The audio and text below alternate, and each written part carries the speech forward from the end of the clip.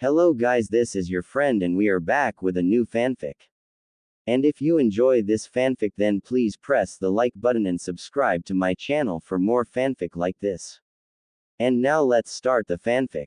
Why did it have to come to this? This was the question I kept repeating to myself as I lay on the ground beside him. Neither of us could move, we fought for hours, throwing our strongest techniques at each other. We fought till both of us had almost no chakra left. Still, we kept on fighting with our fists and our weapons, till even they ran out. Now I was known to be a stamina freak, but even I had my limit and I was reaching it soon. And how could I not? I fought the reincarnated shinobis who had unlimited chakra, unlimited stamina, and could regenerate from even the most lethal of the wounds. Then I fought the incomplete 10 Tails Jinchuriki Obito and then I fought Madara Uchiha. Yes, Madara freaking Uchiha, and then, of course, L lost. The 9 Tails was ripped from me and as a result, I died.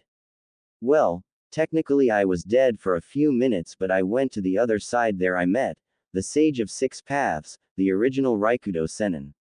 He asked me a few questions and gave me his history of how Kagaya, his mother, ate the forbidden chakra fruit, how the 10 Tail was woken, how she went mad because of the power, and how he had to seal her away on the freaking moon and how he defeated the 10 Tails and became its first container. Apparently, he created the Biju, 9-tailed beasts, from the chakra of the 10 Tails and his Rinnegan, which gave him the ability to create anything from chakra. He did this so that no one would unseal his mother and bring destruction upon the planet as the 10 Tails were the key to unsealing her. After the history lesson he asked if I still wanted to return and keep my promise of bringing peace. Giving him my obvious answer he passed on his Sage of Six Paths chakra to me, well mostly his Yang chakra as I was the reincarnation of Ashura, his son. He then revived me with the task of sealing the 10 Tails and preventing the resurrection of his mother. After I woke up, I realized I was too late. Madara had sealed the 10 Tails within him and had already completed his ultimate plan, his end game, the infinite Tsukuyomi, his plan for bringing peace. At first, I was surprised how I wasn't affected by the Tsukuyomi, but then I noticed the telltale signs of the Susanoo I was within. So he had survived, Sasuke, and he had saved me. I had hoped that he did it out of the kindness of his heart, but apparently, he too had a chat with the sage. The Sannin had given him the yin half of his chakra as he was the reincarnation of Indra, the sage's oldest son, and also the Rinnegan which was in his left eye. Together, we both fought Madara for almost a week and were proving to be an even match for him, but then the Black Zetsu shoved a hand through his back and out of his chest. We were as surprised as Madara was. As he fell forward to the ground face first, Black Zetsu revealed who he truly was. As we had first assumed, he was not an extension of Madara's will but Kagaya's. He explained how he created a wedge between the sage's sons in the hope of unsealing Kagaya, as only those with the power of the sage could unseal her, but he proved to be unsuccessful. So instead he waited for an opportunity that presented itself in the form of Hashirama and Madara, the reincarnations of Ashura and Indra, but he failed again as Hashirama refused to continue the cycle of hatred. So instead, he led Madara astray as he still held deep hatred within his heart since he had lost his brother, Izuna, in the war against the Senjus. Using this as his opportunity, Black Zetsu manipulated Madara to do his bidding for years and used him to release Kagaya. And by the looks of it, he had succeeded in doing so, as Madara had somehow transformed into Kagaya. The ensuing battle raged for another week or so. Though I was the one who was mainly doing all the fighting while Sasuke was supporting me as best as he could, because even with the power-up given to us by the sage, he still did not have the required physical endurance to last so long after fighting matter for a week. We had used all of our destructive techniques and created some new ones on the go, but they were never enough to put her down. So we had tried to seal her away back to the moon, but after she realized what we were up to, she destroyed the moon, the freaking moon. We truly had lost hope after that, but we still needed to fight her, not for ourselves but for those who gave their lives believing in us. We had taken to fight her one-on-one as both of us were exhausted after 3 weeks of almost non-stop fighting. we would have no time to rest if we didn't. This was when we noticed it. She was slipping and making mistakes. I had assumed it was just overconfidence because we couldn't defeat her or seal her as she had destroyed the sealing container, i.e., the moon, but it was happening far too often to be true.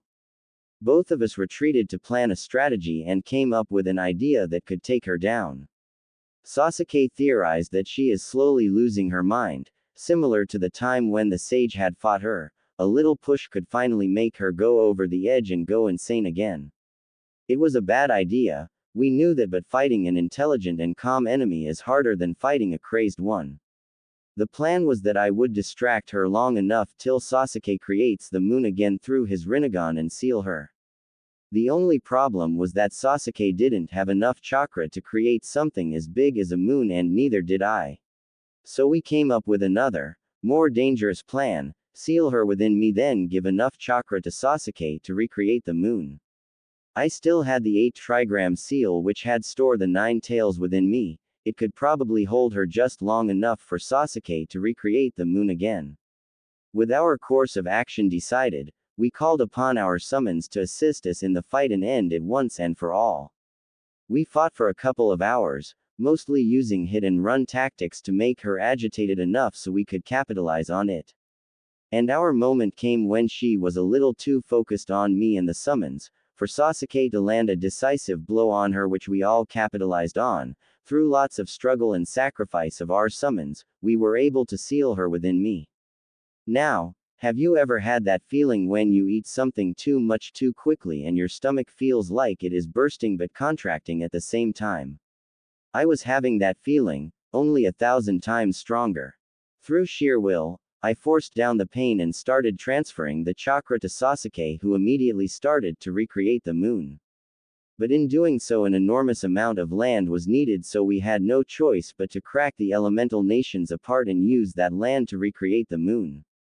After the moon was created, we began our sealing process. It took several hours to seal the Jubi's husk and Kagaya back in the moon.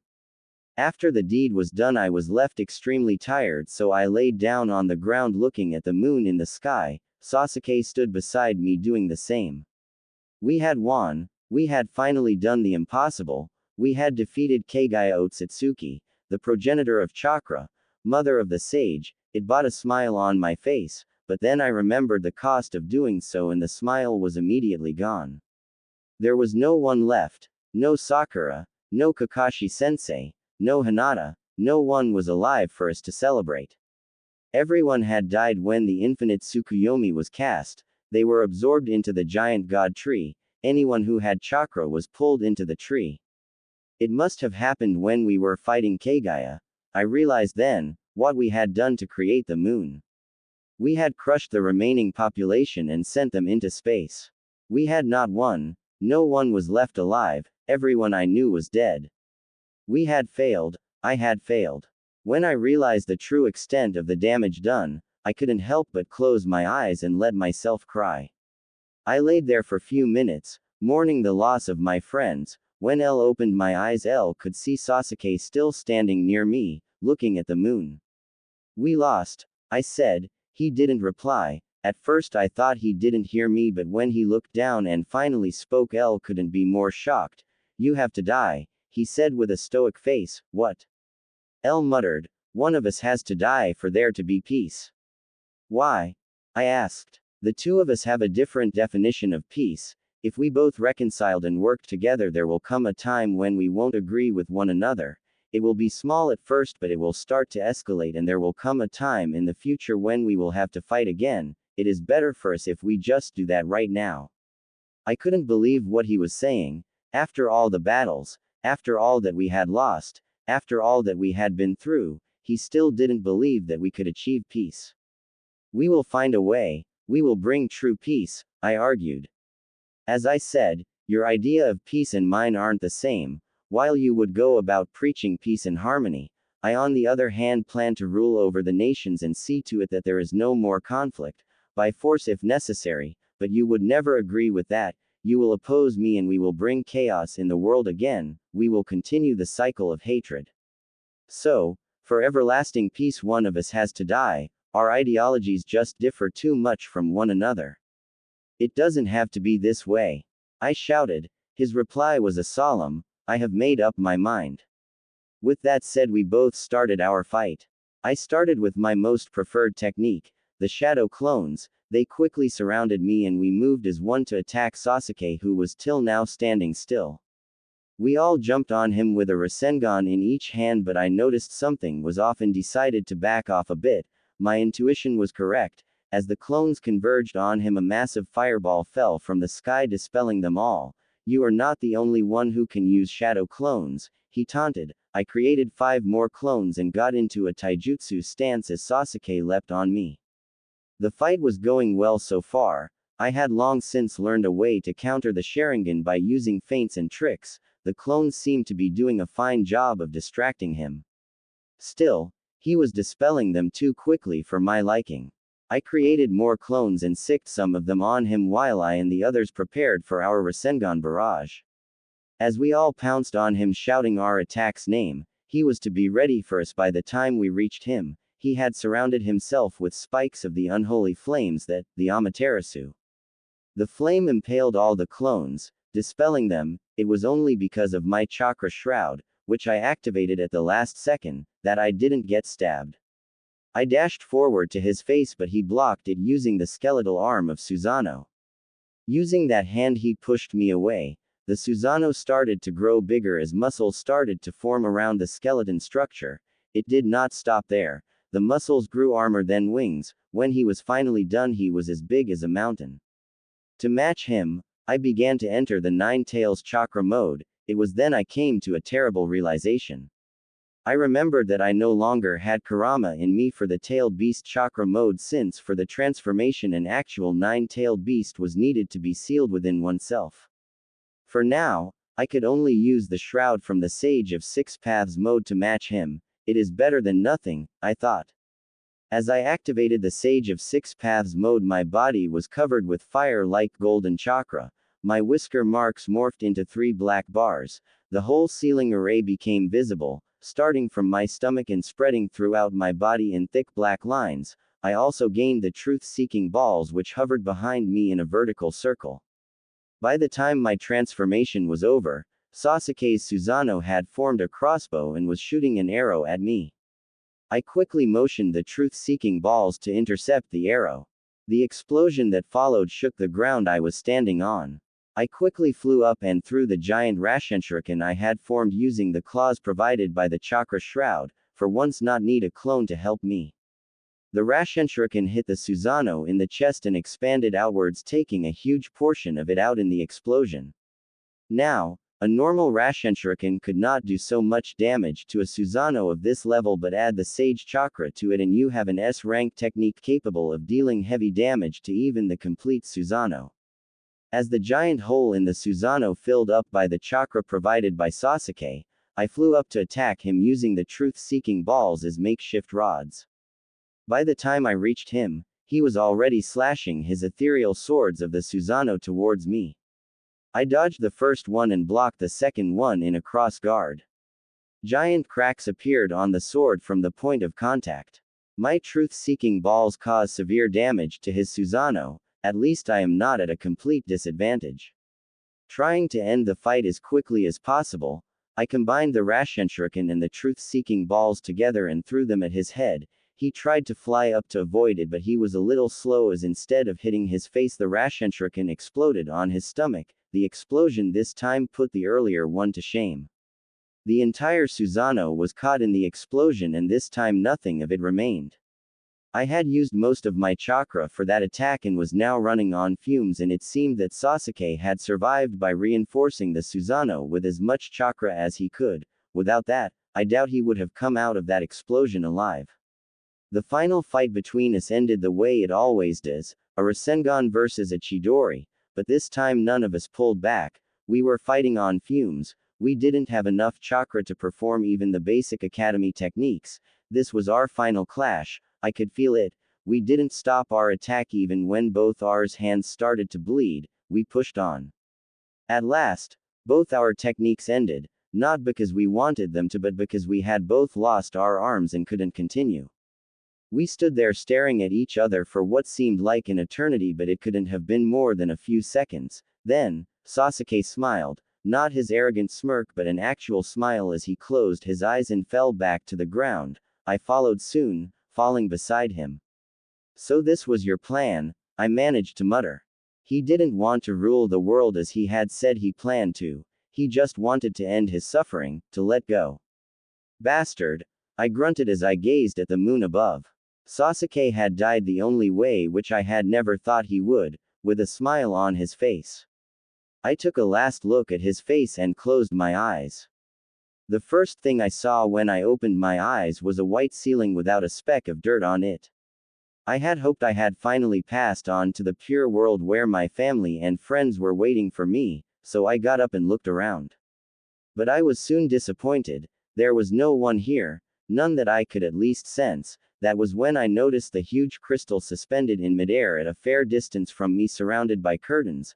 I chose to walk over there and see what it contained, as I could make out a blurry outline from it. As I walked, I noticed the room was rather large and looked like some royalty lived here. Its color scheme appeared to be white and gold throughout the room. As I walked closer, I started to see what truly was inside the crystal. It was a humanoid figure in physique, with slicked back dark hair, oval eyes, and very thin eyebrows. Its eyes were very unusual, consisting of 4 black circles which would change alignment. It did not seem to have any arms or legs beyond short stumps.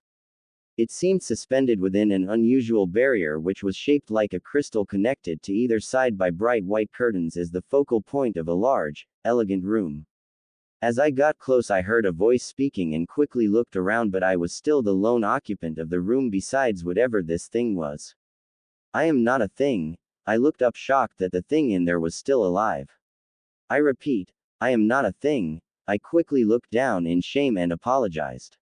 I am the Soul King, he explained. So this was the afterlife. Yes, this is the afterlife, and I am its ruler. My purpose is to regulate the flow of souls into and out of the afterlife and keep the flow stable. Without me, the balance will be lost and all of existence will collapse. I looked wide-eyed. This Soul King seems to be quite powerful, as he was the linchpin of existence. Why am I here? Is this where all the dead come? I finally spoke for the first time after waking up. My voice seemed weird. No, this is not the place where souls arrive after they pass on. They usually go to the Soul Society, or pure world as your people call it. Are all my family and friends here? Can I finally be with them? I asked with some hope in my voice. No, they have all been reincarnated many times over through the soul cycle. What souls do when they die here, their memories are wiped and they are reincarnated into a new world as a new being. I looked down again, this time to hide my tears at the loss of my loved ones. It was then I noticed what he said. Many times over. What do you mean by that? It couldn't have been more than a few weeks since their passing. And that is why you are here. You are in the far future. The ones who had already died during your battle have passed on, but the ones who were absorbed by the soul tree are now inside you, since you had sealed the tree in you, and as they were quite a lot of them, the balance of the soul cycle was severely disturbed and many souls had not joined the reincarnation cycle, so I had to intervene, and since a soul cannot house more than a few souls at a time and yours was housing thousands of them, I had no choice but to take action. In the future. That was quite a shock, but more importantly, what did you do with the souls that were inside me? I released them from your soul in form of energy, but since they were so many of them, a little of residue was left behind by each of them, but even that was too much, so I had to get creative and modify your soul. What do you mean, modify my soul? Did you turn me into some sort of monster, and why did you go through all this trouble? Couldn't you just have let my soul die and release all the other souls into the reincarnation cycle? No, that would have been impossible. Think of it like this. Consider your soul as a drop of water in a bucket which is mostly empty. Now after the sealing, the bucket was filled with millions of souls, each of them had assimilated with your own. Now they couldn't have been said as a different soul anymore. And if this bucket of the soul was to be dropped into the steady stream of the reincarnation cycle, what would happen? The stream would flood. I answered with wide eyes, understanding the implications and its effect. It would cause an imbalance in the flow and disrupt everything that follows after it. Exactly, and to answer your previous question, no, I did not turn you into some kind of abomination, I merely merged your soul with the one who held almost the same strength as yours. Merged with who? I asked. Even though I already knew the answer, I just didn't want it to be true, and the answer was exactly that I feared. Sasuke Uchiha. But why him? He just wanted it all to be over and pass on, I shouted with sadness in my voice. He was the only one with a soul strong enough to complement yours, he was the yin to your yang, the moon to your sun. He was the only choice, and sacrificing a single soul for the sake of millions was a choice I was willing to make, he answered with a stoic voice. What now? I asked with resignation in my voice. I will be sending you back in time. You have to make sure that the calamity you faced doesn't come to pass. You will be provided with assistance and false memories so no one knows who you truly are. You can use the knowledge of the future to your advantage. You can't tell this conversation to anyone. No one will believe you anyway. There was some mirth in his eyes when he said that. You are no longer the son of Kushina Uzumaki and Minato Kamikaze. You are no longer the child of prophecy. The choices that you make will be of your own doing. Quote, what if I choose to not go back and die here and now?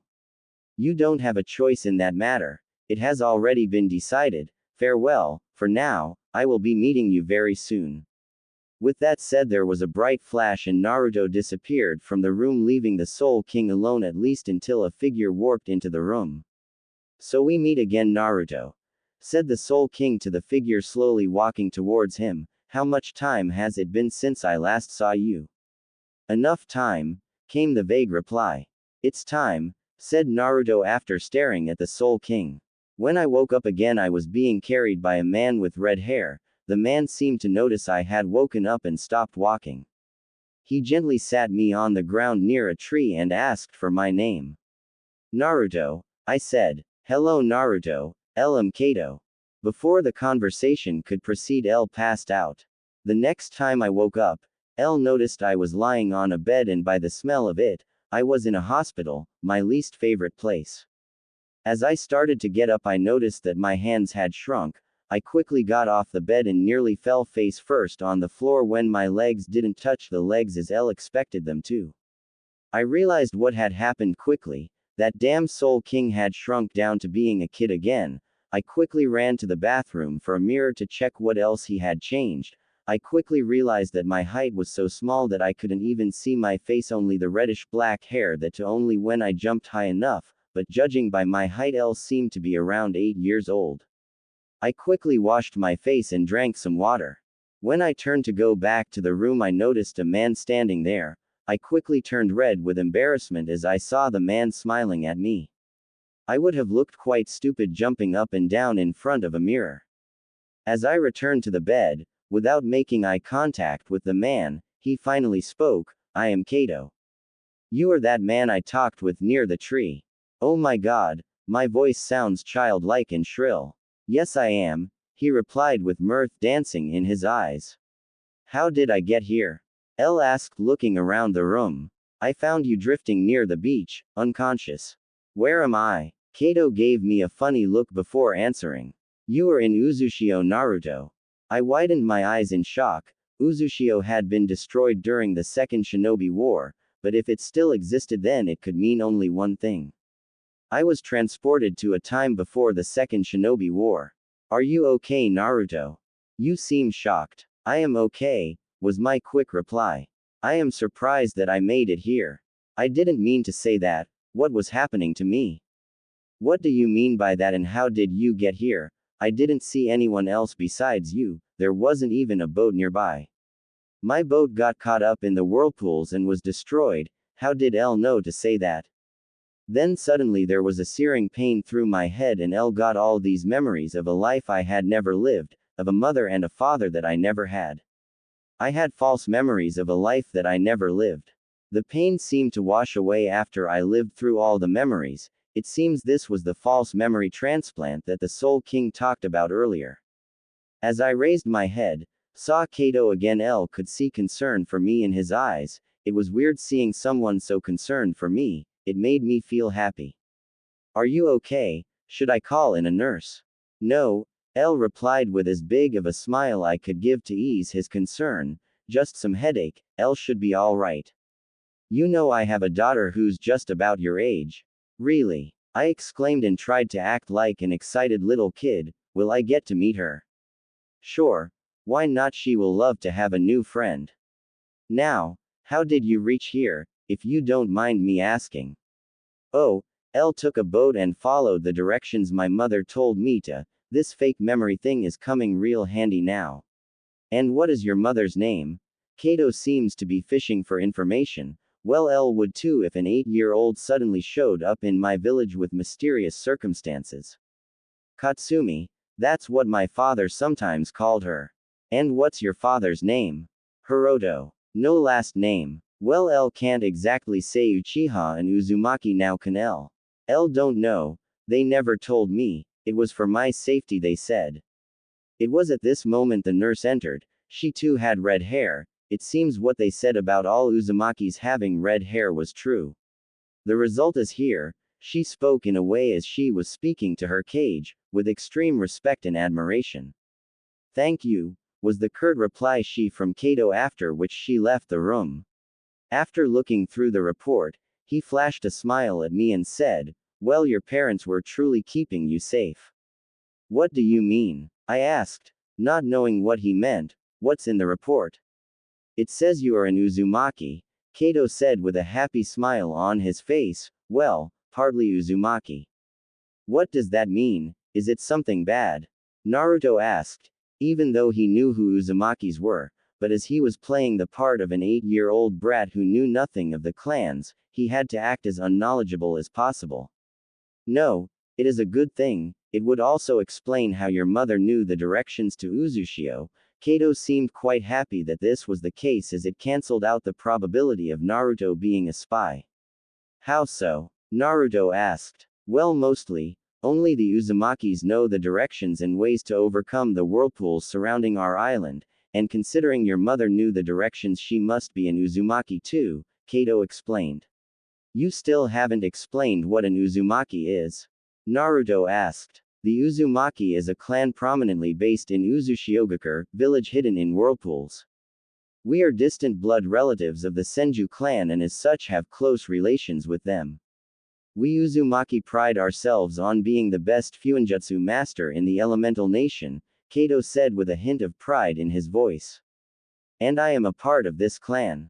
Naruto asked with childlike enthusiasm, still playing the role of a small child. Yes, you sure seem to be, Kato said, still a happy smile on his face at meeting a new relative.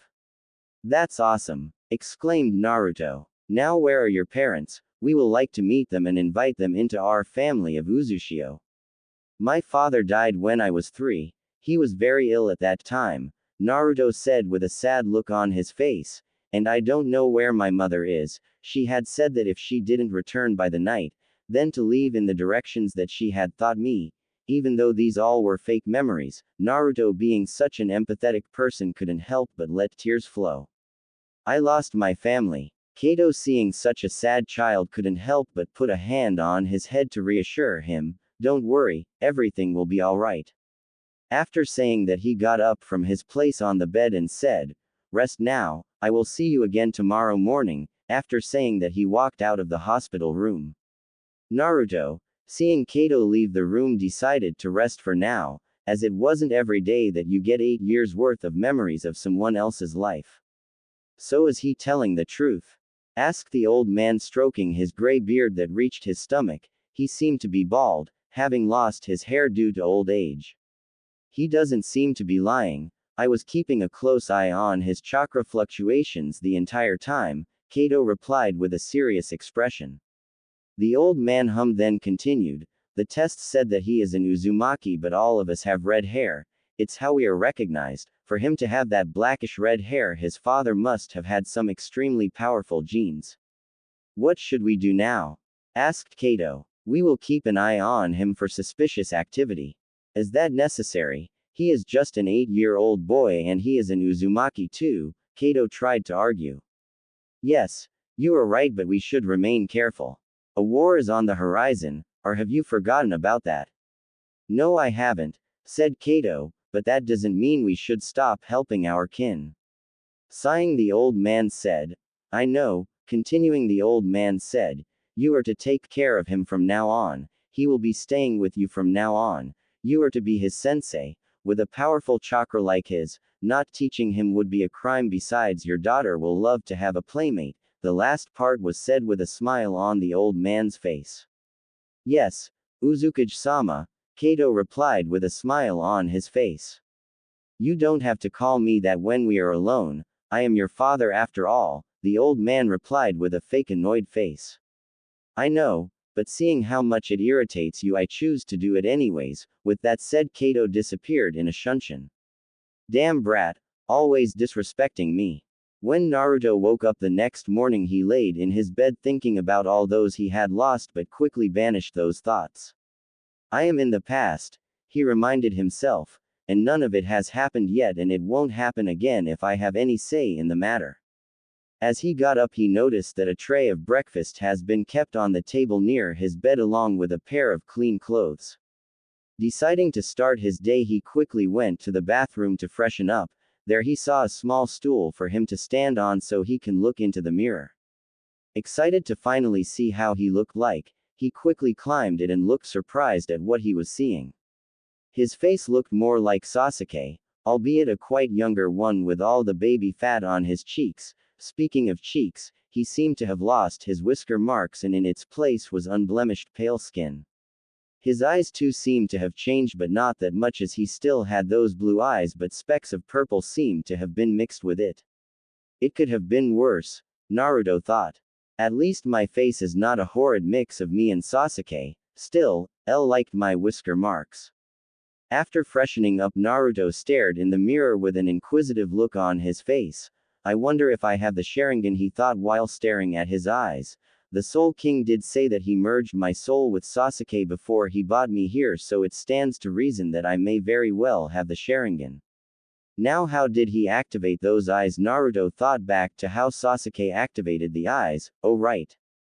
Naruto seemed to have remembered a lesson by Kakashi sensei.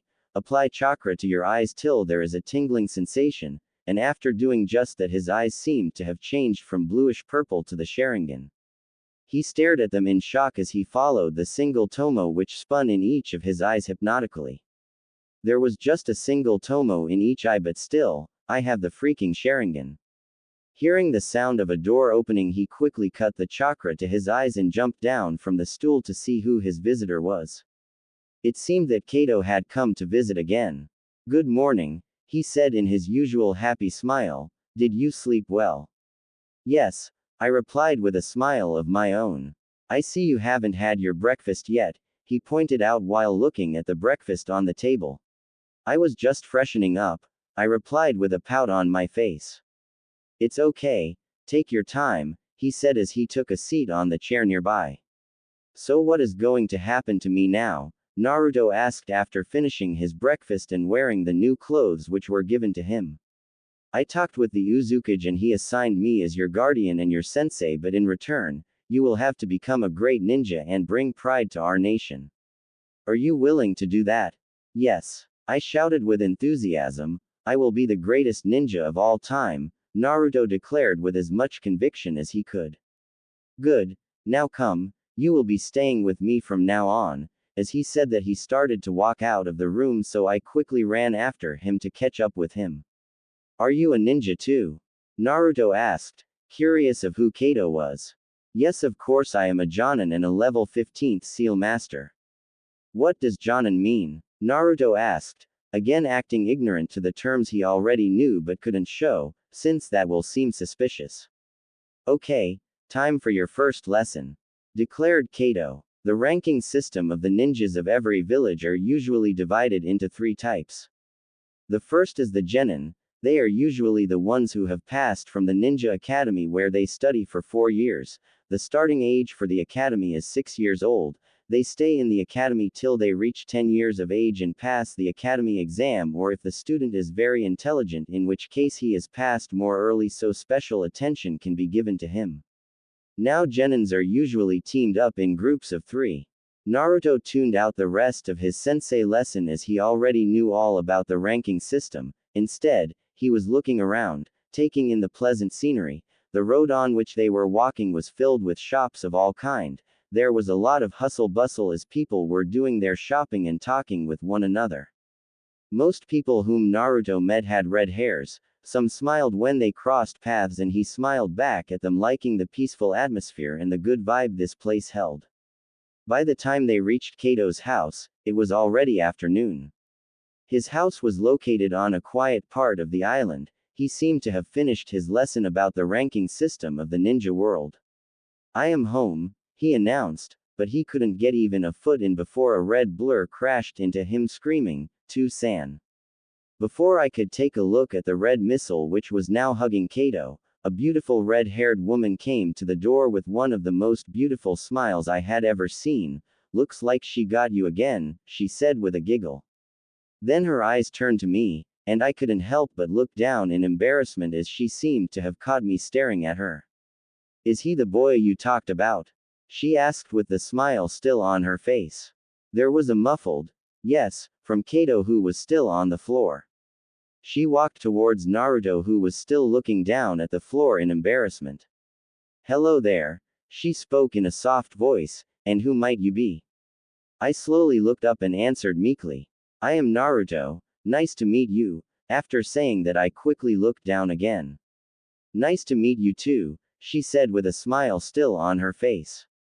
Kato seemed to have finally gotten up from the floor with the red blur, who turned out to be a small girl around Naruto's age.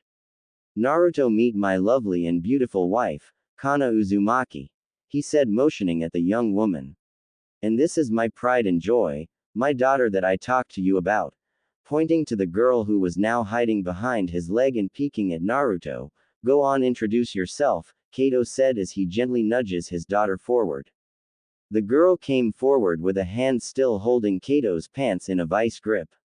"Wait a minute, she looks quite familiar," Naruto thought as he tried to remember who she looked like.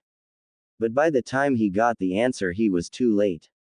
The girl had already started to speak. "Hello, my name is Kushina, I am 7 years old, I love my To-san and Ka-san, I also love to eat ramen, and when I grow up I be the greatest ninja of all time." She exclaimed the last part as loudly as she could. But Naruto didn't hear any of that. He had stopped listening as soon as she said her name. Now he knew why she looked so familiar. "She is my mother." After she said her name, Naruto tuned out everything else that she said. His eyes seemed to be opened extra wide in shock of this revelation. "Okay, I need to cool down and pay attention to her. I will deal with this whole matter later. Be the greatest ninja of all time," she shouted the last part as if declaring it to the world. Funny, I said the same thing to Kato, like mother like son, I guess, I thought. "Hey, that's exactly what Naruto said to me, it's same word to word," Kato exclaimed, seemed to be shocked as Kushina's and Naruto's goal were same. "It seems that you have a rival for the title of the greatest ninja, Kushina-chan," Kana said in a teasing manner. Kushina too seemed to be shocked for a small time, but she recovered quickly and declared, "From now on you are my rival." She looked so cute when she said that, with eyes wide open, nostrils flaring and determination clearly visible in her purple eyes. So caught up with her determination, Naruto couldn't help but reply, "I accept, I will definitely defeat you and become the greatest and the strongest ninja ever, believe it." Now if the rivals have finished with their rivalry, the ramen is getting cold, Kana said, breaking Naruto's concentration from Kushina the moment he heard ramen. "Ramen. Ramen." 2 consecutive shouts rang through the house. Naruto and Kushina once again locked eyes with each other. "Wow, these two seem to have quite a lot in common, don't they?" Kato commented with wide eyes. "Seem like they are made from the same cloth," Kana replied in a joking manner. Finally snapping out of his staring contest with Kushina and realizing what he had done, Naruto immediately bowed, apologizing to both of the adults present. "Kato-san, Kana-san, I am sorry for coming in your house and shouting so loudly and causing ruckus. When you are being so kind to me, please forgive me." Naruto, you don't have to bow, you just got excited and couldn't help yourself with Kushina's provocation. You are still a child. If you won't act childish, then who will? And don't think of it as our house. You are also a member of this family now. Think of this as your house too, Kana said, kneeling in front of Naruto and giving him a small peck on his cheek. And don't call me Kana-san, you make it sound like I am an old lady, you can call me Obasan. Yes, Obasan, he said, looking down on the ground, embarrassed from the kiss. Yosh, Naruto, exclaimed Kato, you can call me Kato Ojasan from now on. He then gave a weird pose, causing everyone to start laughing. Okay, that's enough fooling around, go freshen up, the ramen is really getting cold. Naruto followed Kato to the bathroom where both of them freshened up. After eating the ramen and complimenting Kana for making such a delicious dish, Kato finally spoke. Okay Naruto, since today is your first day, there will be no training for you today, but starting tomorrow you are going to train every day. For now, go play with Kushina, she gets lonely here sometime. Okay Ojasan, getting up and following Kushina, who till now was waiting by her father's side. Halfway to her room, Kushina seemed to have gotten really excited for finally having a playmate, so she caught Naruto's hand in hers and ran the rest of her way to the room, dragging Naruto behind her. She seems quite happy to finally have a playmate, Kana commented while looking at Kushina drag Naruto to her room. Yes, she does, at least I don't feel like a total failure of a father now, Kato said with a sad smile on his face. I never considered you a failure as a father, you are the best father a child could dream of, Kana said, reassuring him. If I wasn't, then she wouldn't have to be home all the time, she could have joined the academy like all the girls her age and made new friends, but since I am the only one who is still alive and of the royal blood, it is my obligation to follow the orders, Kato said with an unreadable expression. You didn't have any choice, it was for the village, Kana said, still trying to reassure him even though she felt the same way. I may be a successful shinobi, but I really am a failure as a father. Kana couldn't do anything more than hug him and share his pain. The room which Naruto entered behind Kushina was fairly huge. It was colored light blue with a white ceiling. It had a study table in the corner with scrolls spread open across it. Above the table were shelves filled with scrolls, probably Fuinjutsu scrolls, Naruto thought as he looked over it. The room had two beds which were placed parallel to one another, and one of it looked like it had recently been moved here, for me I guess. Kushina dragged him near the box which was besides the table and started to pull out toys from it. She looked really happy to show them to Naruto while talking inanimmately about each toy she pulled out. Play with. Naruto finally noticed that she had stopped talking and was asking him a question. Sorry, can you repeat that? Naruto asked, embarrassed to have zoned out. I asked, which toys do you want to play with? Kushina asked again with a pout on her face. Holy sage, she looks so cute, Naruto thought with a small smile. Why don't we play together? Quote, really? Kushina screamed, seemingly happy to finally have someone to play with. Of course, we will play any game that you want, Naruto replied, even though mentally, he was an adult and didn't really like to play children's game. He really didn't want to see Kushina sad, so he just went along with it and played with her till dinner time. At the dinner table, they all sat together facing each other with Kushina sitting by Naruto's side and Kato sitting beside Kana. The dinner was delicious and Naruto made it a point to announce that after every new dish he tasted. After the dinner was over, Kato, Naruto and Kushina were sitting at the back porch facing the huge lawn. Kana couldn't come because she was washing the dishes. Naruto had offered to help but she declined, saying that she liked doing household chores. So, will I be joining the academy? Naruto asked, wondering how will he be trained. No, I'll be training you personally just like Kushina here, it's because you have passed the age at which the academy training begins. Oh, okay, Naruto said, but why doesn't Kushina attend the academy? Quote, it's because she is special, aren't you my little angel? Kato answered vaguely and deflected the question. He didn't answer my question, Naruto thought, but decided to ignore it for now. After sitting and chatting with Kushina about her hobbies, likes, dislikes and such, it was already time to sleep. Okay kids, time for bed. Kato said while starting to rise up from his sitting position. We will start the training from 7 in the morning, so be sure to sleep quickly.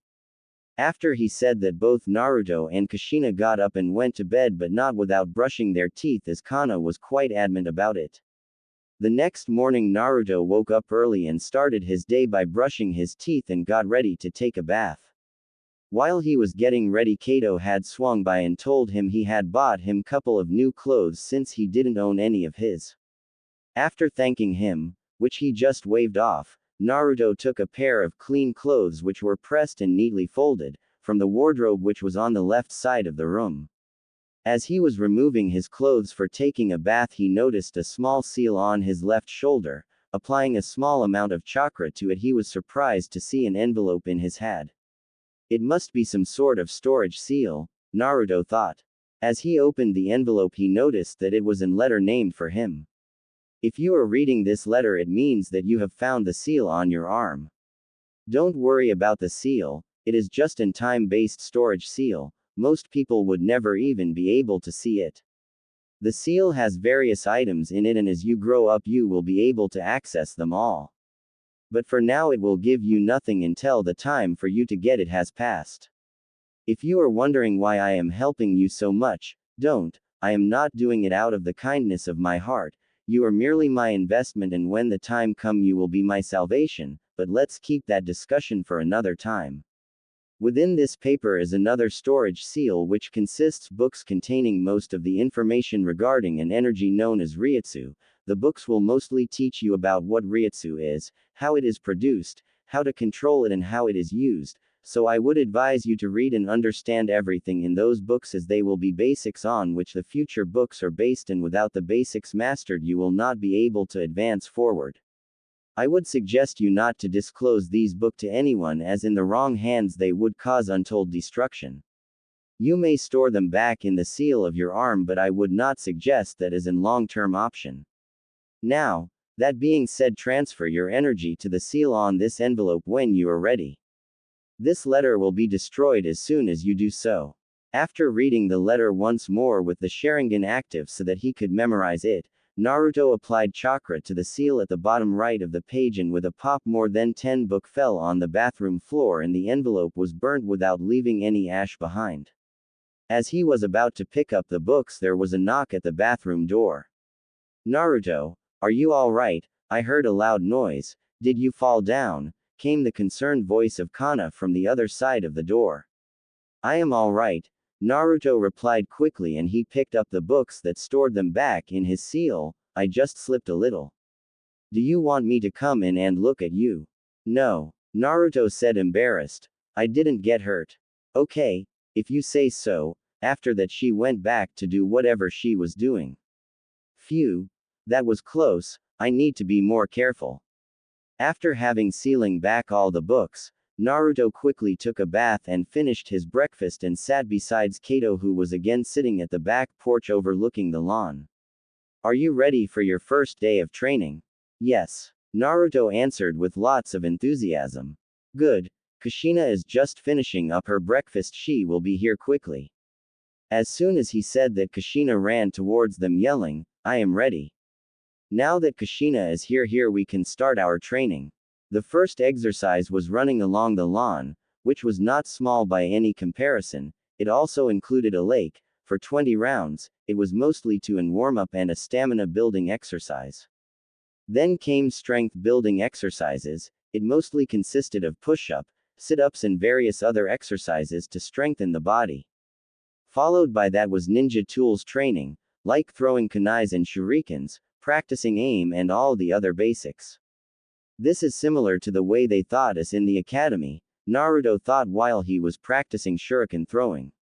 He would purposefully miss 3 of his 10 shots so he wouldn't appear suspiciously skilled at it. So far, Naruto had not even broken a sweat, as these all were pretty basic exercises for him. And Kato seemed to have noticed that too. By the time the theory lessons had started, Kushina was covered in sweat and was now glaring at him. How are you not even out of breath? I am sweating buckets here, Kushina asked, irritated to know that he had not even broken a sweat yet. I guess I am just that awesome. Naruto replied with a shrug. That's enough, you two. Now pay attention, Kato admonished. With a quick, sorry sensei, we continued our lessons. Kushina seemed to in her own world by now, as she was just looking at Kato without actually listening to anything he said. But Naruto was paying rapt attention and even asking few questions of his own. Suddenly the working of chakra, how hand signs are made and the mechanism behind them seemed to be very interesting to Naruto. Since in his last life he too had not paid attention in class during the lectures, and look how he ended up. Because of that, Naruto had decided to be as serious as possible when it came to studying.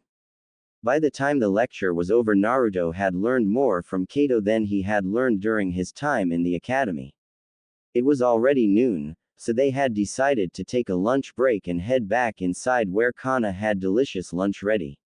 After the lunch break came the Fuinjutsu lessons, which was held in the library. Kushina shined in this class as she just had an innate talent for the art, while Naruto had to start with calligraphy to polish his strokes and his handwriting so he didn't make mistakes while making any seals. After the Fuinjutsu lessons were over, Naruto and Kushina were free to do as they pleased. Kushina mostly wanted to play while Naruto wanted to do some more reading, but he couldn't say no to Kushina's puppy dog eyes and wounded up playing with her for an hour or so, after which he would go back to the library and use the Sharingan to memorize the books given to him by the Soul King.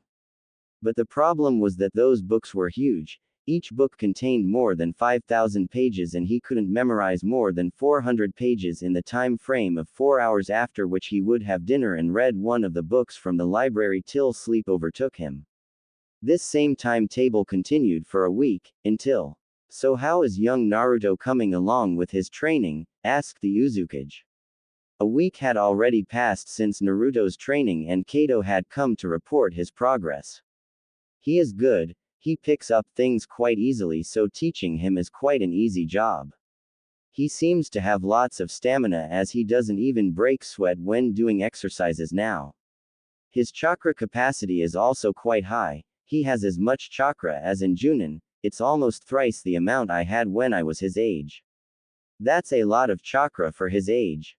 He seems to be very interested in reading book about any topic he could find on. So far he has even read some high-class stuff and his questions are becoming difficult to answer too. I at least know he is not understanding everything he reading, is quite often he would come to me and ask to explain him stuff he doesn't understand. So keeping all this in mind, I have decided to advance his training. Isn't it too early to teach him the advanced stuff? It has been only a week. Why don't you take it slow? It would be unfair for him if I just try to teach him stuff at Kushina's level. He had already surpassed her in strength and knowledge by the third day. The only thing he is lagging behind is in Fuinjutsu, that too because he is still learning calligraphy, but once he is decent enough in that, it will not take him much time to reach and surpass Kushina in Fuinjutsu too. And talking about taking it slow, weren't you the one who said, not teaching that kid would be a crime?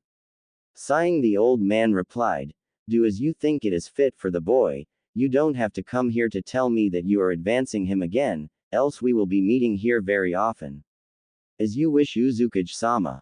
I told you not to call me that when we are alone, yelled the Uzukage, but Kato had already disappeared via Shunshin. Damn brat, muttered Uzukage as he returned to doing the thing which was the bane of every cage, the paperwork. As he reached his house, he saw Naruto out in the garden watering the plants. Now that was something he hadn't expected. Anytime Naruto got free time, he would either spend it in the library reading or spending time with Kushina, so for him to not doing either of that, it was quite suspicious. I'll ask Kana what happened, she ought to know, he thought. He noted at Naruto, who was watering the plants, and headed inside. Kana, did something happen? Why is Naruto watering? Before he could finish his question, he saw Naruto sitting on the sofa reading a book. Now this seemed normal, Naruto reading books, but he had just met him outside watering the plants. Was he hallucinating? Trying to find Kana to get some answers, he came across Naruto again, this time in Kushina's room playing with her. Am I actually hallucinating? Kana. This time he shouted the name and got a response of, in here, from the kitchen. He quickly made his way to the kitchen where he again saw Naruto helping Kana to cook. Arta okay Oji-san? Naruto asked. Kana turned and after seeing the expression on Kato's face she asked, "Are you alright dear, is there something wrong?" "I am hallucinating Kana." Kato explained with a hand on his forehead, "I am seeing Naruto everywhere, I must be going insane." Kato explained. "Don't be silly dear, Naruto just learned the Shadow Clones Jutsu, they are all his clones." Kato sighed, "That must be it, I am not going mad." Kato seemed relieved that he wasn't going insane. Wait a minute, how did he learn the Shadow Clone Jutsu? This time instead of Kana answering it was Naruto who answered. While looking through the library the boss came across the scroll containing the jutsu, and it seemed easy and useful enough to be mastered so he did just that. "Wait, I was gone for less than an hour."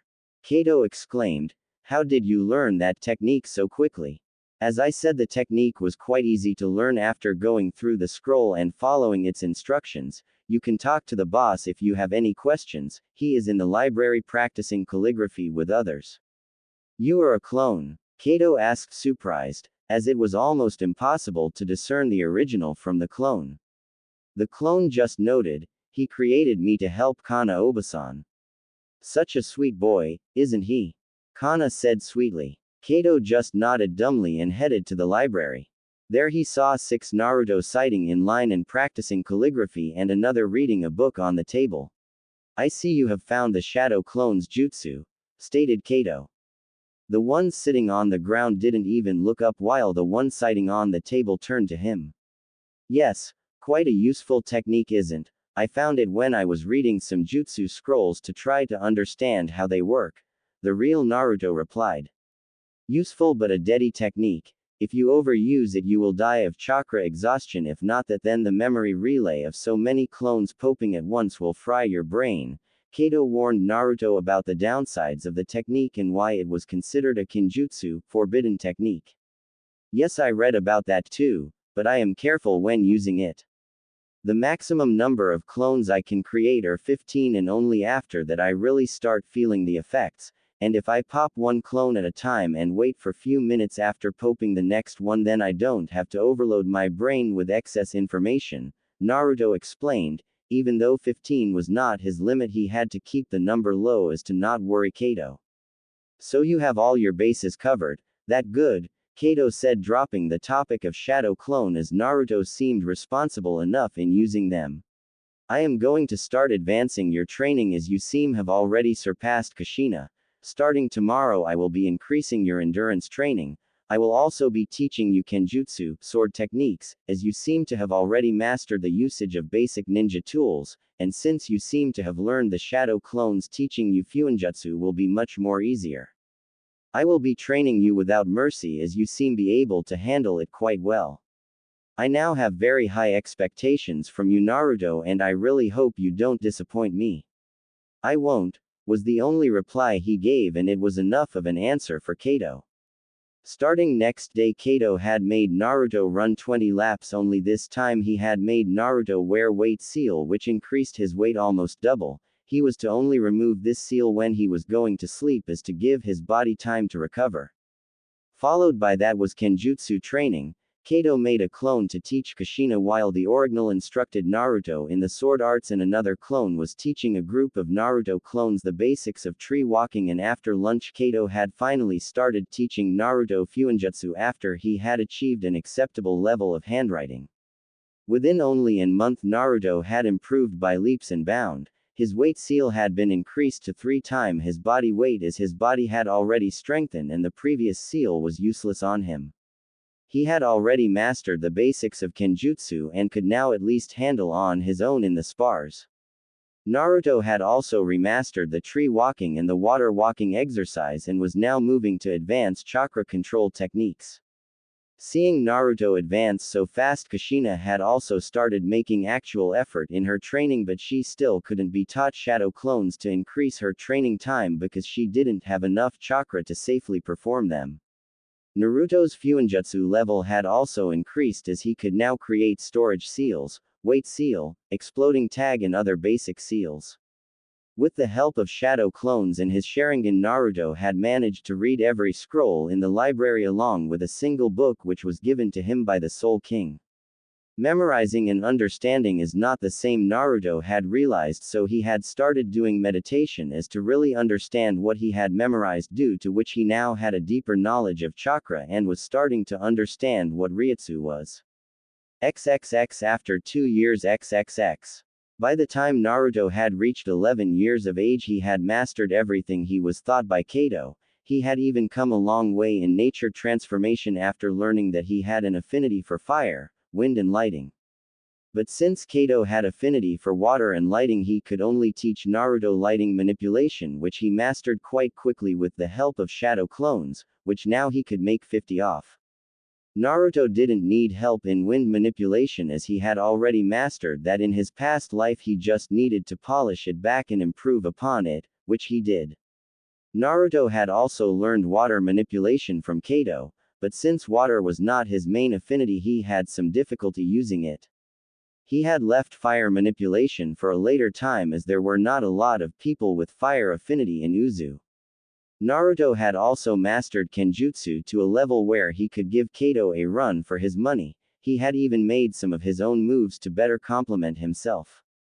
Naruto was now a level 10 Fuinjutsu master, which was quite an achievement for his age, and no one in Uzu could boast to have done the same at his age.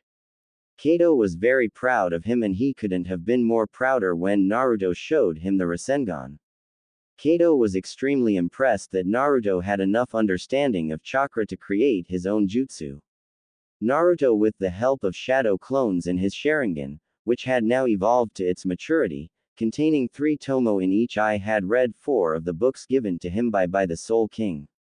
He now knew what happened when people die, what Ryutsu was, how it was generated, how to control it, how it was involved in making of the Kido demon arts, which involved Hado, way of destruction, and Bakudo, way of binding, which were used by the Shinigami as some sort of spells in dispelling hollows.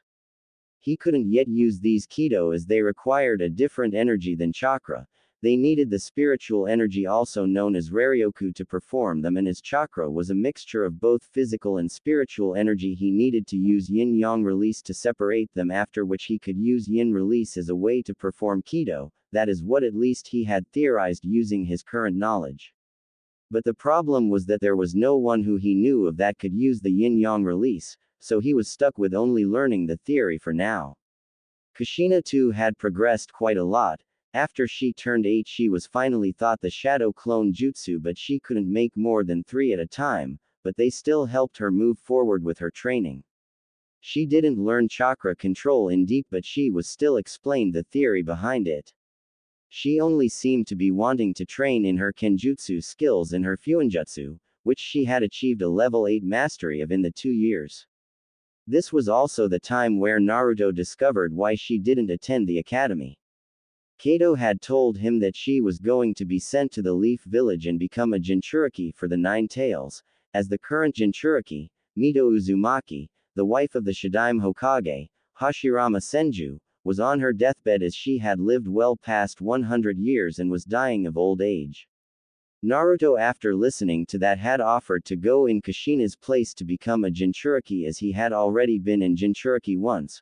One more time didn't make any difference to him, but he was quickly shot down by Kado as he explained that since he was the youngest son of the Uzukage and was of a royal lineage who possessed a special type of chakra which allowed him, and by extension, Kushina, to restrain the tailed beasts. It was her duty to go and become its Jinchuriki for the alliance of the 2 villages. Kushina seemed to be aware of this too and didn't want to follow through with it, but she had no choice in the matter. Naruto, after listening to this, had decided to go with Kushina to the Leaf Village so that she at least won't be lonely in a foreign village. At first Kado had flat out refused him, but as Naruto explained that after everything that Kado had done for him, this was the least he could do for him, protect his daughter.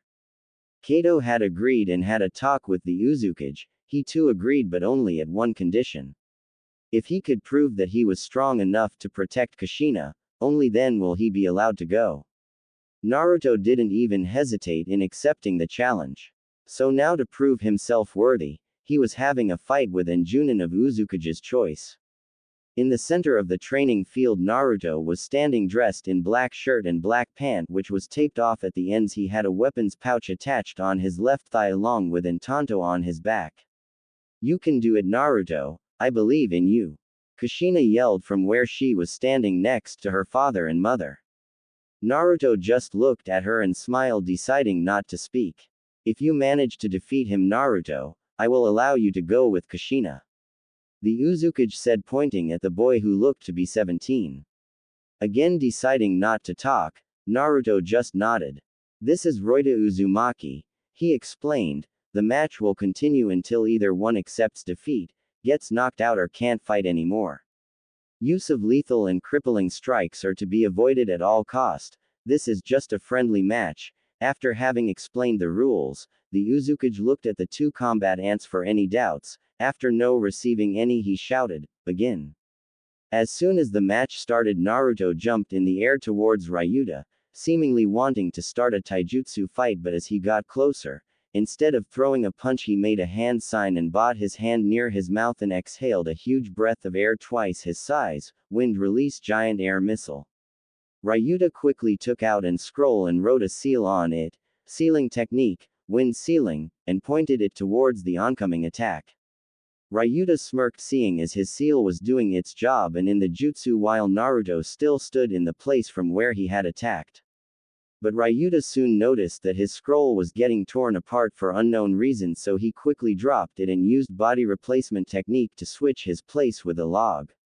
Seeing Naruto still standing in his place, haven't moved a single step, he questioned, "Is that all you got?" Naruto just smirked and replied, "I don't need my all to defeat you." That was when he noticed that he was standing in an sealing array and couldn't move. "Uzumaki sealing, body binding," Naruto exclaimed. "I can break this seal by the time you get here," Ryuta shouted, confident in his own sealing abilities. "Not if I am already here," said a voice from behind him. The Naruto standing in the field in front of him vanished with a pop and smoke, signifying the use of Shadow Clone. "Rasengan," Naruto shouted from behind him and aimed the attack on his back.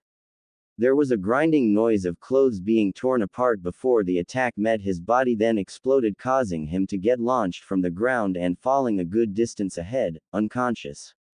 The Uzukage clapped his hands, seemingly impressed by the fight. "That was a great fight, my boy. You planned the whole fight from the start, didn't you?" questioned a now laughing Uzukage. "What does he mean, Tusen?" Kushina asked, not getting what had Naruto planned. You see, Kushina, when the fight was about to start and he wasn't talking, Kushina noted, she too found that weird. Well, he wasn't speaking because he was molding chakra in his mouth to attack. If he was too early with the attack, then Ryuta would have just dodged it, as it would be too small, and if he waited too long, then the technique would become too dangerous and cause serious damage, so he had to time it perfectly and get it just right so that Ryuta would be forced to perform a wind sealing technique. But why did the scroll get destroyed? Did Ryuta make a mistake with the sealing?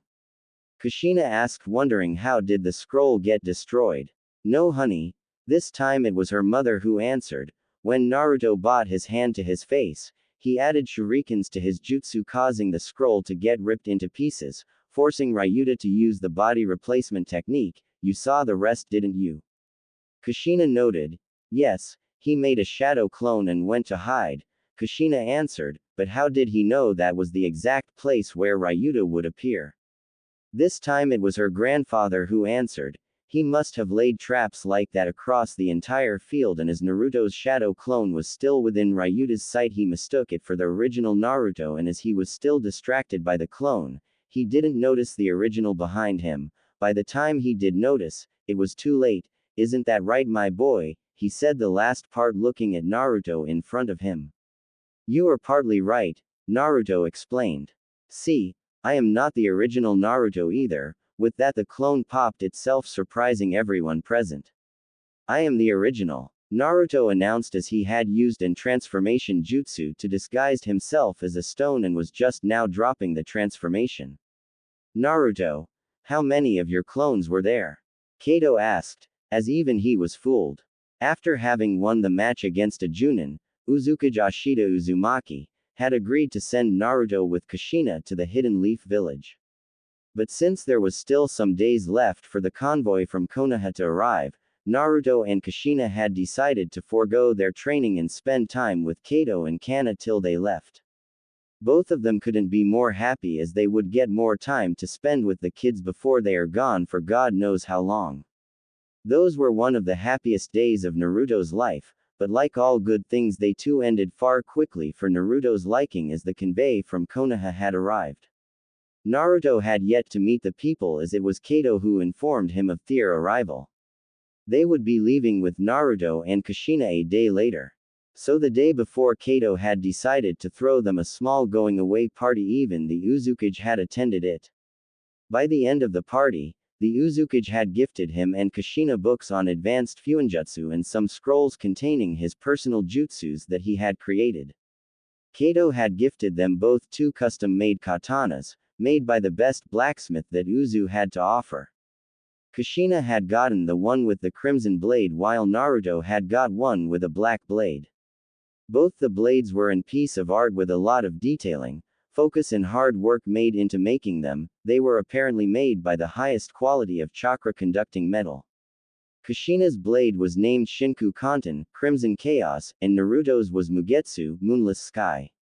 Both of them were very impressed and happy with the blade but couldn't really use them properly as they were still small in height, with Naruto reaching almost 5 feet and Kushina reaching 4.5 feet while the entire length of both the katana were almost 4 feet.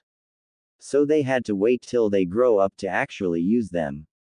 Kana had gifted Kushina a pendant which was an family heirloom but didn't give Naruto any gift, and when Naruto asked why, she just answered, "I am giving my most precious thing to you, my daughter, take good care of her." While Naruto didn't understand what she meant by giving, he still answered, "I will protect her with my life," with absolute conviction, while Kushina just blushed hearing him say that again.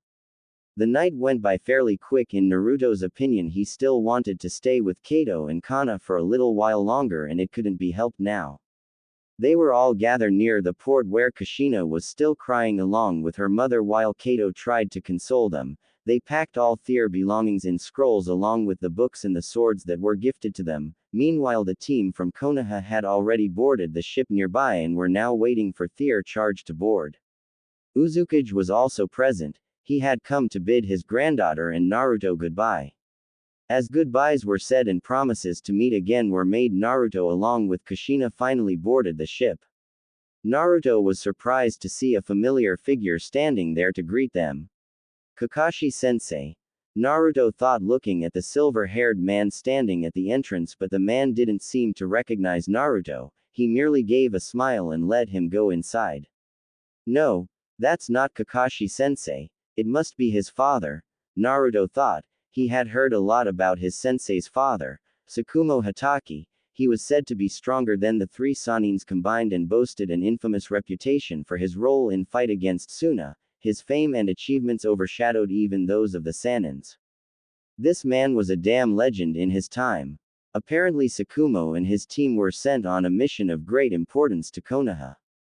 When his teammates' lives were endangered, he chose to abandon the mission in order to save them. The impact of the mission's failure caused Tsukumo to be defamed in the Land of Fire, the village of Konoha, and even by those he had saved. Dishonored, he fell into deep depression, which caused his abilities to suffer as a result. Eventually, he committed suicide and was later buried in the Konoha cemetery. After Tsukumo was done speaking with the Uzukuji, he signaled for their departure and soon the boat took off in direction of the Land of Fire. Tsukumo came and sat in front of them, introducing himself to the children.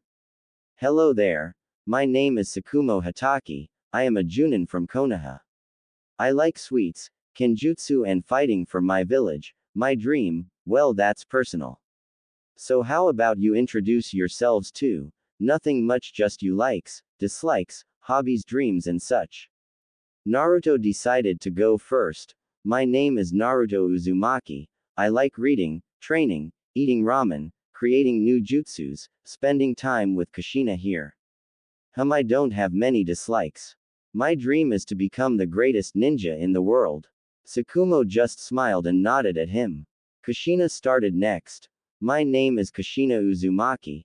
I like ramen, my parents, kenjutsu, fuinjutsu and playing with Naruto, and I dislike it when Naruto ignores to read books. She said this with a pout on her face while facing Naruto, who just smiled nervously while looking away, and my dream is to be a ninja even greater than Naruto. She said this while pointing at Naruto. The rest of the trip was quite uneventful till they reached their destination. As the huge doors of the village came in sight, Naruto felt nostalgic looking at it after so many years while Kushina just stared at it in amazement, having seen nothing like it before. Welcome to Konoha, Tsukumo said with pride in his voice.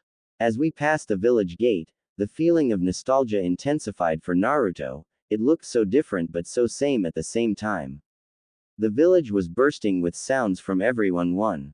There were merchants selling their wares, customers haggling for prices, children running around playing ninja. Naruto was so lost in his nostalgia that he didn't even notice when they arrived at the Hokage building. It looked same as it did in his time. They walked inside following Tsukumo to the Hokage's office. They had to sit in the lobby while the receptionist informed the Hokage of their arrival. After few minutes the receptionist returned informing them to go inside.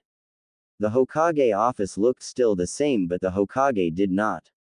The third didn't look the same as he did in his time. He looked younger, with black hair instead of gray, and he no longer had liver spots on his face either.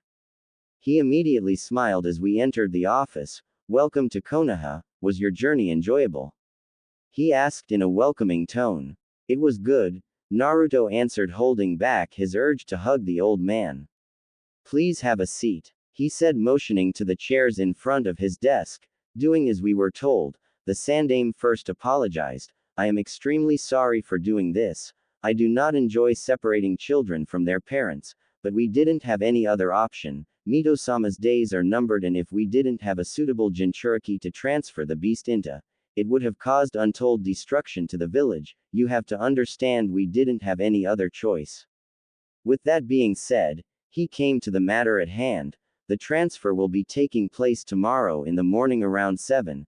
I know it's very sudden, but we have to make the transfer as quickly as possible as Mito-sama won't last till the end of the week. She is growing weaker every minute of the day. Now that being said, Naruto, you will be joining the academy from tomorrow. That too starts around 7. You will be provided with your study material by the teachers there, and after Kushina has rested enough she will join you too. Since Uzukage has informed me that you and Kushina are both well trained in basics ninja arts, you will both start the academy from the final year. If you pass, only then will you be allowed to be genins. Both of you will be provided with an apartment to stay, and a monthly allowance will be given to you by the village for your day-to-day expenses till you have become a genin, after which you will have to complete missions to earn your pay. Is that acceptable? The Hokage asked after finally finishing speaking. Why can't I go with Kushina tomorrow for the sealing?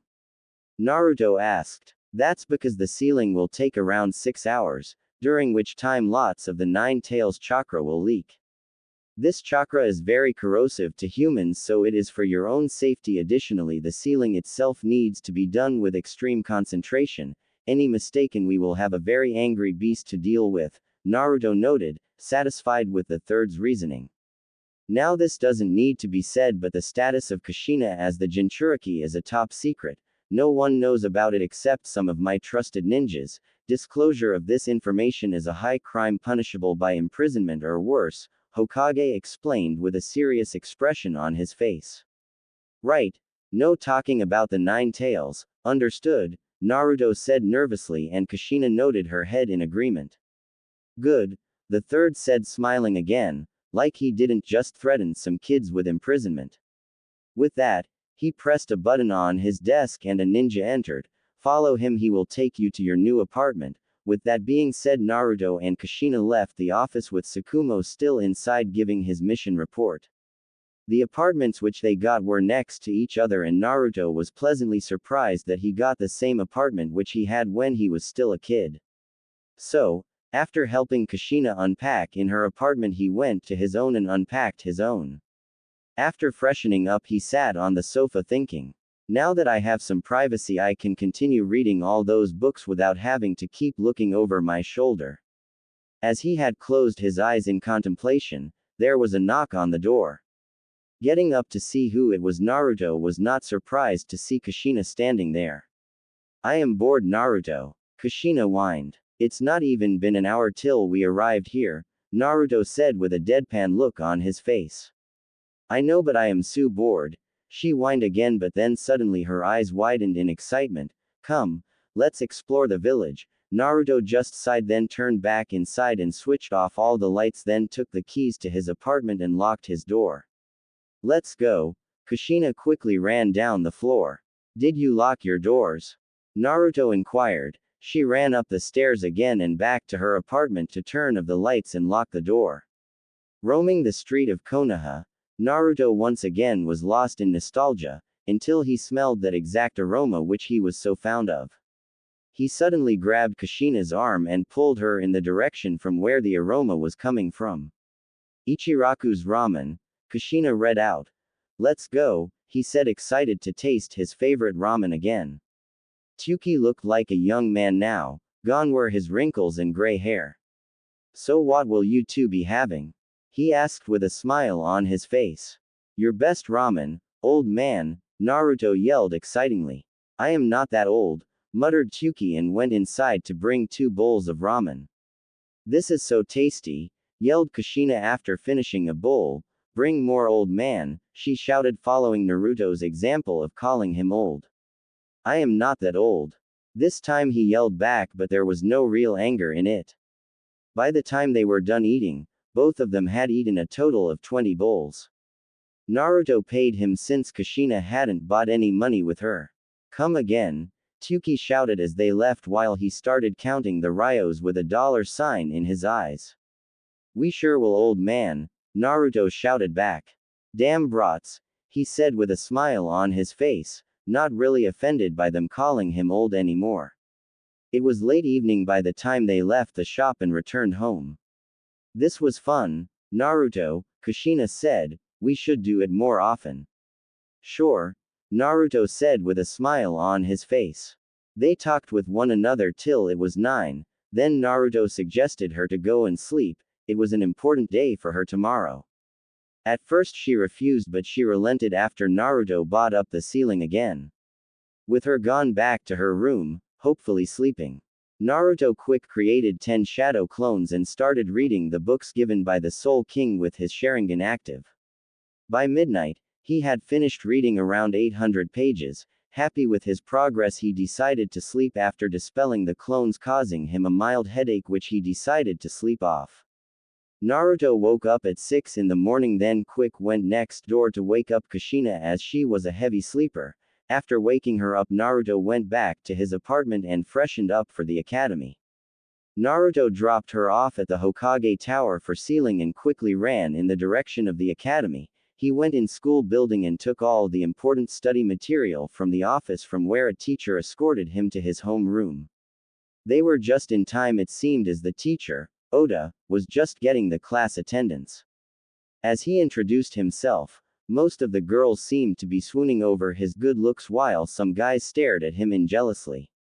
He recognized many of the students from their resemblance to their children's, like the Inoshika Cho trio. He even spotted his dad sitting near the middle on the right side. He decided to ignore him for now as he couldn't trust himself to not act weirdly. So, he decided to sit on the opposite side of the room at the last bench. The room quickly quieted down as Oda-sensei started his lecture. Naruto decided to close his eyes and understand what he had memorized yesterday night, as he already knew everything that the teacher was currently teaching. After a few hours had passed, he was disturbed from his meditation by the teacher's shouting, "Why are you sleeping in the class?" yelled Oda-sensei. I wasn't sleeping, I was just remembering something. The entire class laughed as if he had just told a funny joke. Besides, I already know everything about what you are teaching, Naruto replied with a shrug. Oh really, Mr. Know-it-all, then will you answer my questions? The entire class immediately quitted down waiting for his response. The only response they got from Naruto was a shrug. Sure, why not? Who was the first Hokage? Quote. Hashirama Senju. The second Hokage. Tobirama Senju. Who was the founder of Konoha? Quote. Madara Uchiha and Hashirama Senju.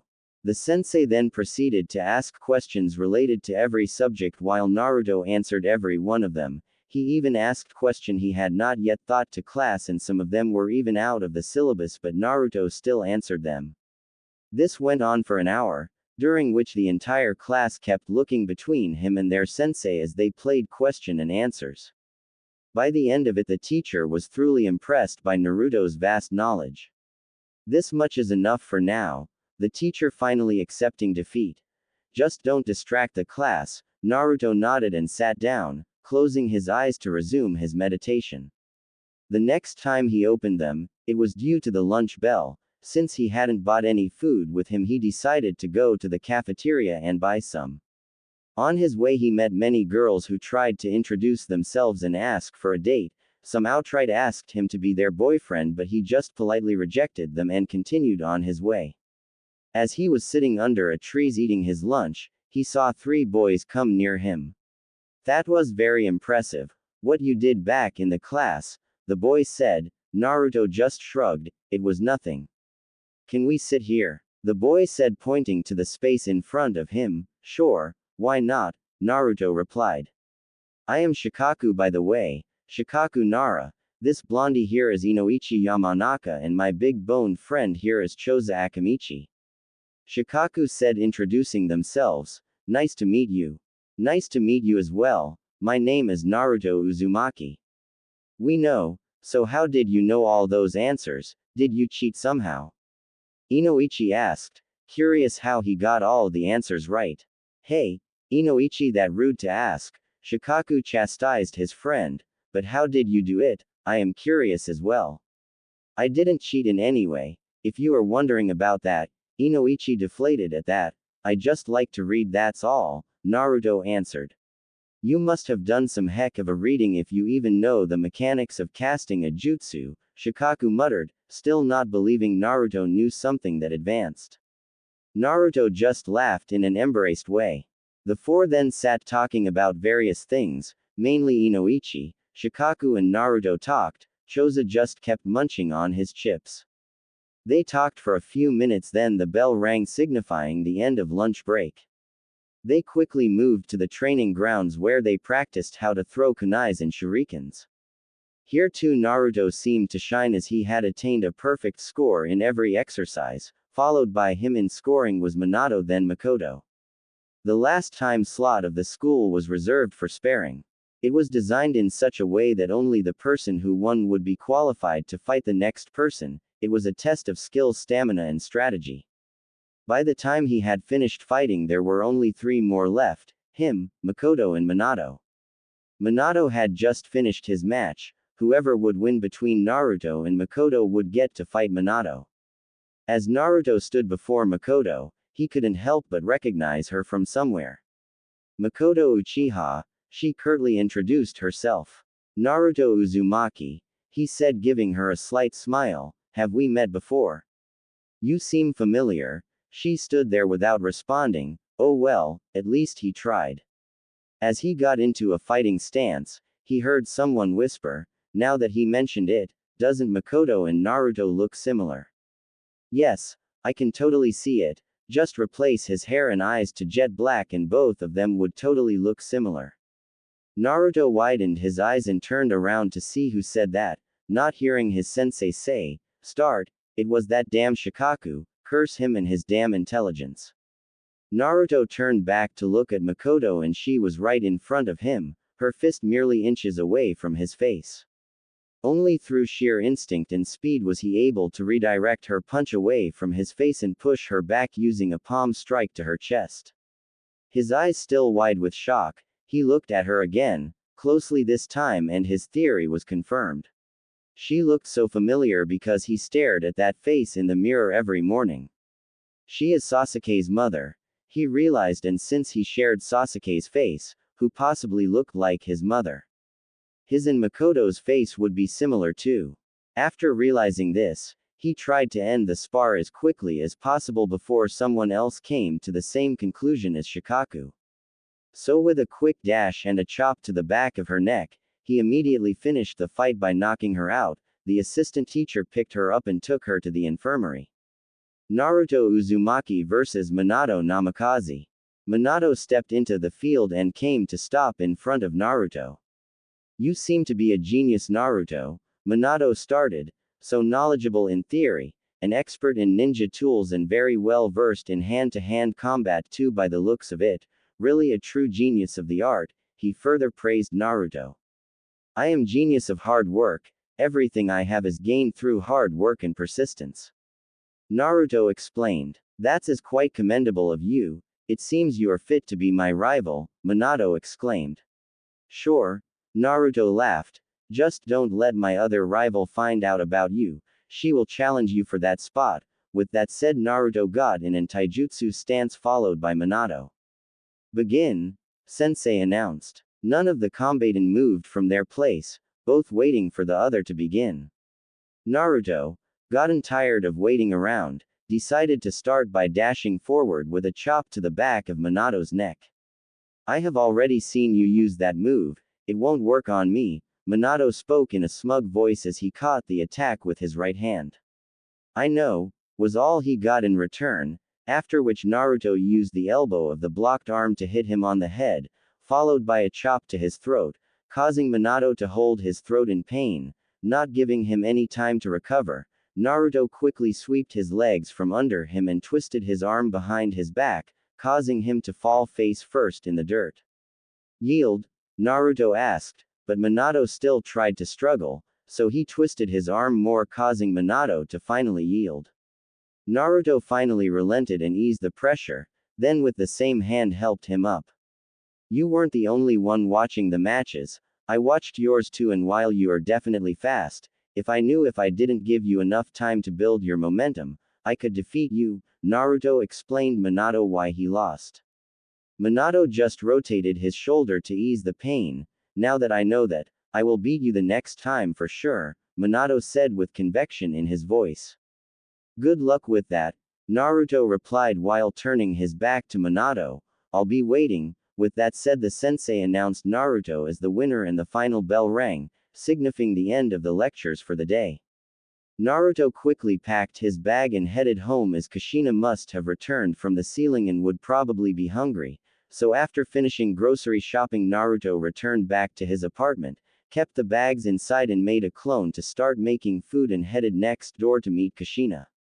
After knocking a couple of times, Kushina opened the door. How was the academy? Kushina inquired after letting him inside. It was okay, was his lame reply. How was your ceiling? It was okay, came the same lame reply from Kushina. Naruto just stared at her with a deadpan expression. Really? Hey, you started it, not me.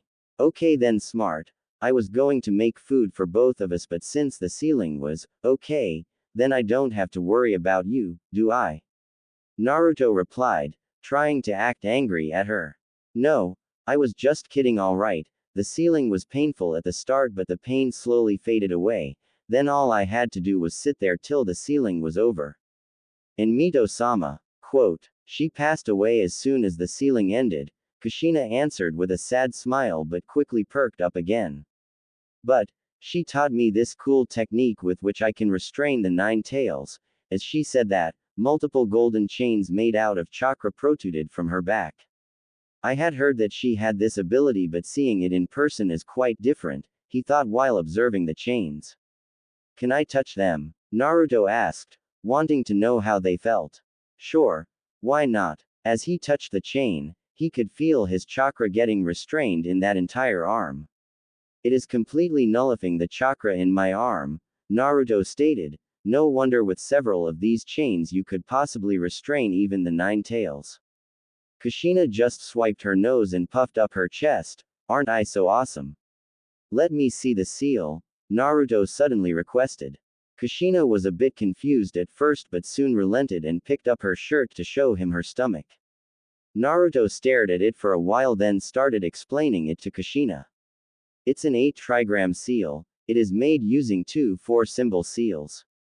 The seal is made in such a way that it uses the user's own chakra to seal the beast within themselves, but it is so basic that if the user loses control of the beast even once, it can take over the host and escape, ing him in the process.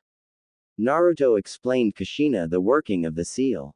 I would suggest you not to use the Kyuubi's chakra till we can make a better seal which won't depend on the user's chakra. Kushina looked down onto her stomach where the seal was with worry. Don't worry, just leave it to me, Naruto assured Kushina. You have another problem to worry about anyways, Naruto continued, pulling down her shirt and getting up. What problem? Kushina asked, scared that something was wrong with her. Since so much of your chakra is interacting with the 9 tails to keep it restrained, it is causing severe fluctuations in your chakra flow, and the added chakra of 9 tails is not helping you any in controlling it. Kushina just looked at him with understanding and replied with, "Ooh," while she didn't understand a word he said. Naruto sighed and explained it in simpler terms. Kushina, your chakra control is shorted. What? She asked, still not quite understanding what he meant. Just try to create 5 clones, Naruto requested, trying a different approach. She did as she was told and created 5 clones. What the hell? That took 5 times as much chakra and twice as long to create them. Kushina exclaimed. That's what I am saying. Since your chakra control is busted, you will require more chakra and more time to perform any technique. She was quiet for few seconds then asked, what can I do to overcome it? Coming straight to the point. Your chakra control will never be the same again as the fluctuations from Kyuubi's chakra will cause it to disrupt regularly. All you can do is reduce the power and frequency of the fluctuations using chakra control exercises, Naruto explained. You will have to start back with tree walking and water walking exercises and build up from there. From tree walking, Kushina exclaimed. Don't worry, it won't be so difficult to master again. You can use the shadow clones to accelerate your training, Naruto explained. I'll show you how to do it this weekend. Thank you, Naruto. You look out for me so much, Kushina replied with a small smile. I don't know how I'll ever repay you. Don't worry about it. Let's go and eat. The clones have just finished cooking. Kushina just nodded and followed him out. After having dinner, Naruto gave her his study material saying that he didn't really need it anymore. He sent her back to her room to study after that, so she won't lag behind everyone in the class. Naruto decided he needed to advance his Fuinjutsu level. Reading those Kido-related book, which he couldn't even use right now, would be a waste of time. He could use that time to learn something new instead. So with that in mind, Naruto made 5 clones this time and gave each a book on advanced Fuinjutsu and instructed them to dispel once they have finished reading it, while he practiced some new seals he had toed up in his free time. It was only 8 in the evening now. He still had 4 more hours to go till midnight. That's when he had decided to sleep. The next day Naruto woke up early, and followed his same routine from yesterday, only this time with Kushina present. Her introductions in the academy didn't go exactly as good as his, as she had, in her nervousness, blurted out that she would become the first female Hokage and gain everyone's acknowledgement for mocking her. God, she is exactly like me when I was a kid, Naruto thought, smiling at her. Once her introduction was over, she came to sit beside Naruto, blushing the whole way. Many girls were shooting her jealous glares, but she just ignored them, thinking it was due to something she must have said. First female Hokage, huh? Naruto teased. I panicked. All right, I said the first thing that crossed my mind, Kushina whispered. Hokage Kushina Uzumaki. It has a nice ring to it. Tell you what, I'll support you if you really want to become the Hokage, Naruto offered with complete honesty. Kushina just smiled at him and nodded, thinking how lucky she was to have a friend like Naruto. By the break time, Kushina had figured out why girls were glaring at her. It was due to her close proximity to Naruto. She had quickly come to understand that Naruto had become a sort of celebrity in a span of one day due to his good looks and extreme talent for all ninja arts. During the break time, Some girls had cornered her and were teasing her for her round face and her red hair. She had looked at Naruto for help, but he just shook his head and stood in his place. Finally, after having enough of the girls' teasing, Kushina took matters in her own hand and handled it the only way she knew, with violence. Due to this incident, she came to be known as the Red Hot Habanero. Why didn't you help me, Naruto? Kushina asked, with hurt and betrayal in her eyes. I don't want you to be dependent on me. Had I helped you there, they would have just bullied you when I was not present. I will always be there to help you, but I won't fight your battles for you. Naruto explained. Do you understand? You have to learn to stand up for yourself, because girls like them will be everywhere and they weren't bullying you because they hated you. Then why were they bullying me? I didn't even do anything to them. By now Kushina was openly crying. Naruto quickly wiped her tears and hugged her. It's because they are jealous. They have no distinct features which makes them stand out in a crowd. They are jealous of you because you have such beautiful red hair and a cute round face. You think so? Kushina asked, wiping her tears and looking up at Naruto. I know so. Naruto let her go and asked her to go and wash her face while he waits for her in the practice area. The rest of the periods were uneventful, with Kushina proving to be in a constant tie with Makoto for the third place, with Naruto still coming first with a perfect score followed by Minato. Even during their practice match, they seemed to have knocked each other out, while Naruto still managed to defeat Minato. After the lectures were over, both of them went home, had some food and were just relaxing, when a messenger dropped by, asking them to visit the Hokage. Not knowing what it was about, they both made their way to the Hokage office.